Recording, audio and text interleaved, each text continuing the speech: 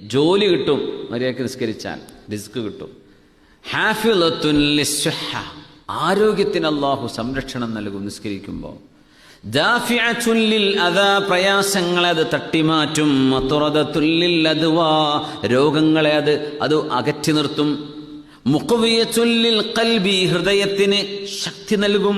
മുബയ്യിദത്തുൻ ലിൽ വജ്ഹി, മുഖത്തിനത് പ്രകാശം നൽകും. മുഫ്രിഹത്തുൻ ലിൻ നഫ്സി, മനസ്സിന് സന്തോഷം നൽകും നിസ്കാരം. മുദ്ഹിബത്തുൻ ലിൽ കസൽ, മടി ഇല്ലാതെയാവും. മുനശ്രിതത്തുൻ ലിൽ ജവാരിഹി, നിസ്കരിക്കുന്ന മനുഷ്യന്റെ അവയവങ്ങൾക്ക്, കൈകാലുകൾക്ക് ഉന്മേഷമുണ്ടാകും. മുമിദ്ദത്തുൻ ലിൽ ഖുവാ, മനുഷ്യന്റെ കഴിവുകളെ അത് പരിപോഷിപ്പിക്കും. ശാരിഹത്തുൻ ലിസ്സദർ, ഹൃദയത്തിന് വിശാലത ഉണ്ടാകും.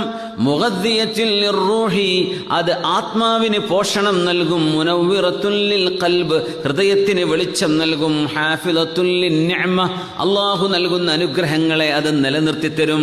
ദാഫിഅത്തുൻ ലിന്നിഖമ, അല്ലാഹുവിന്റെ ശിക്ഷയെ അത് തട്ടിമാറ്റും. ജാലിബത്തുൻ ലിൽ ബറക, ബറക്കത്തിനെ കൊണ്ടുവരും. മുബഇദത്തുൻ മിനശ് ശൈത്വാൻ, പിശാചിൽ നിന്ന് നമ്മളെ അകറ്റി നിർത്തും.